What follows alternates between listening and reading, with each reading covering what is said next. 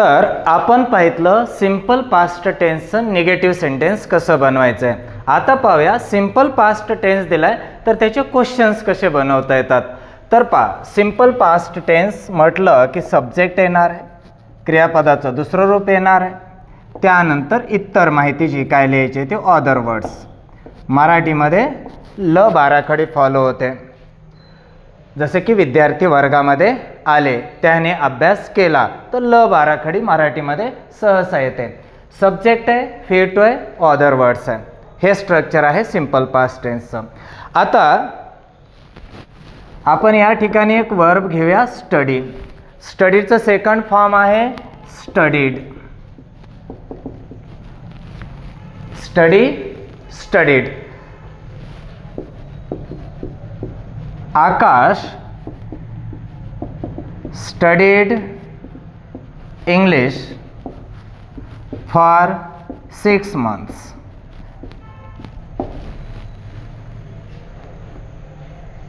आकाश 6 महिने इंग्रजी शिकला. पहा, स्टडी म्हणजे शिकणे असतं आणि स्टडी म्हणजे अभ्यास करणे असतं. आता आकाश स्टडीड इंग्लिश फॉर 6 months. आता आपल्याला म्हणायचं आहे आकाशने 6 महिने इंग्रजीचा अभ्यास केला का. आपल्याला बनवायचा येस नो टाईप क्वेश्चन. तर आपल्याला कुठलाही क्वेश्चन जरी बनवायचा असेल तरी आपल्याला गरज असते हेल्पिंग वर्बची. मग मी तुम्हाला सांगितलं ज्याही ठिकाणी क्रियापदाचं दुसरं रूप आहे सब्जेक्ट नंतर, त्यामध्ये आपण काय करू शकतो, डीड हेल्पिंग वर्ब घेऊ शकतो. पण एक अट आहे, ती म्हणजे काय की V2चं V1 करायचं आहे. डीड घेतलं की V2चं V1 करायचं आहे. मग क्वेश्चन बनवा किंवा निगेटिव्ह सेंटेन्स बनवा. आणि कुठलाही क्वेश्चन किंवा कुठलंही निगेटिव्ह सेंटेन्स हेल्पिंग वर्ब शिवाय बनत नाही आहे, हे लक्षात ठेवा. मग आपल्याला स्टडीड इथं काय आहे, सेकंड फॉर्म आहे. मग V2 असेल तर डीड घेता येतं, तर आपण काय करूया, या ठिकाणी डीड घेऊया. हे झालं हेल्पिंग वर्ब. त्यानंतर जसंच तसं सेंटेन्स लिहून काढूया. आकाश स्टडीडचा फर्स्ट फॉर्म होतो, कारण डीड घेतलं की V1 घ्यायचं. डीड आकाश, स्टडीडचं होईल स्टडी. बाकी sentence as it is. English for 6 months. Question mark. Did Akash study English for 6 months. Akash 6 महिने इंग्रजी शिकला का. शिकला तर यस, नाहीतर नो. म्हणजेच काय करावं लागतं आहे, आपल्याला जर क्वेश्चन बनवायचा आहे तर V2 मधून काय घ्यावं लागतं, बाजूला आपल्याला डीड घ्यावं लागतं आणि बाकी सेंटेन्स तर ॲज इट इज पुढं लिहायचं आहे. पण V2चा काय लिहायचं आहे, V1 लिहायचं आहे. कारण डीडच्या वाक्यात इथं जर तुम्ही स्टडीड लिहिलं ना तर ते रॉंग होईल. इथं V1च आलं पाहिजे आणि त्यामुळे येईल स्टडी. आणखी एक एक्झाम्पल पाहूया. टॉक म्हणजे बोलणे. सेकंड फॉर्म आहे टॉक्ड. के नंतर जर ईडी प्रत्यय आला तर त्याचा साऊंड कधीच ड करायचा नाही, त्याचा साऊंड होतो ट. टॉक, टॉक्ड, ऑक, ऑक्ड. मग आता आपल्याला म्हणायचं आहे they talked on phone for 30 minutes. आणि ॲक्शन होऊन गेलेले असते कारण सिंपल पास्ट टेन्स आहे. They talked on phone for 30 minutes. ते 30 मिनिटे फोनवर बोलले. आता हे सेंटेन्स आहे आणि आपल्याला म्हणायचं आहे ते 30 मिनिटे फोनवर बोलले का. तर V2 आहे म्हणजे सेकंड फॉर्म आहे, तर काय यूज करता येतं, सुरुवातीला आपल्याला डीड यूज करता येतं. मग आपण घेऊया इथं डीड. बाकी सेंटेन्स ॲज इट इज लिहून काढा. डीड दे टॉक्डचं होईल talk, V1.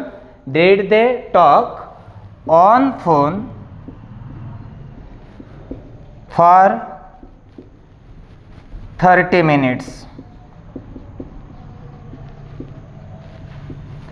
Did they talk on phone for 30 minutes. ते 30 मिनिटे फोनवर बोलले का. या पद्धतीनं यस नो टाईप क्वेश्चन या ठिकाणी तयार होईल. म्हणजेच फी टू दिलंय तर त्याचं फी वन करायचं आहे आणि सुरुवातीला डेड घ्यायचं आहे, बाकी सेंटेन्स ॲज इट इज राहतं. पहा आपण या ठिकाणी डेड घेतलं पण दे जशाच तसं आहे, याचं फी टूचं फी वन केलं, बाकी सेंटेन्स ॲज इट इज, शेवटी या ठिकाणी आपण क्वेश्चन मार्क यूज केला. एवढंच आपल्याला येस नो टाईप क्वेश्चन बनवताना करायचं आहे. चला आता आपण येस नो टाईप क्वेश्चन आणि निगेटिव्ह सेंटेन्स दोन्ही सोबत बनवूया.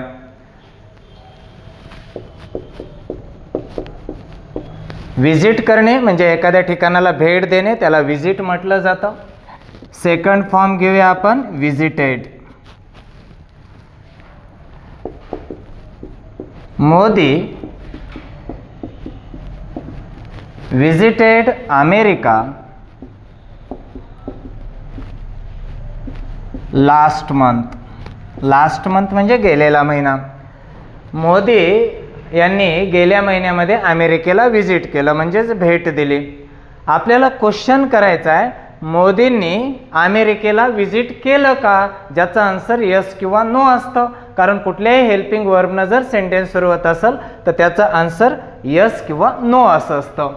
मग विजिटेड आहे सेकंड फॉर्म, तर आपण काय घेऊया सुरुवातीला क्वेश्चनसाठी डीड घेऊया. कारण फी टू असेल तर डीड हेल्पिंग वर्ब घेता येतं. डीड घेतलं, त्यानंतर सेंटेन्स ॲज इट इज लिहायचं आहे. डीड मोदी विजिटेडचं होईल विजिट अमेरिका लास्ट मंथ आणि क्वेश्चन आहे तर question mark. Did Modi visit America last month. काय केलं, विजिटेड आहे तर डीड घेतलं. डीड घेतलं की फी वनच लिहायचं, फी टू लिहायचं नाही आहे. आता आपल्याला बनवायचं आहे निगेटिव्ह. आपल्याला म्हणायचं आहे लास्ट मंथला म्हणजेच गेल्या महिन्यामध्ये मोदींनी अमेरिकेला व्हिजिट केलं नाही.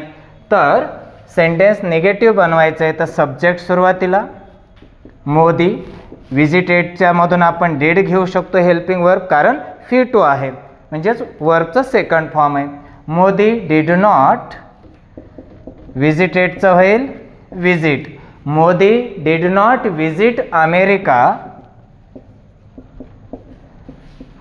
Last month. आणि सगळ्यात महत्त्वाची गोष्ट लक्षात ठेवायची, ज्या ठिकाणी सुरुवातीला सब्जेक्ट आहे तिथे लास्टला फुल स्टॉप येणारच हे लक्षात ठेवायचं.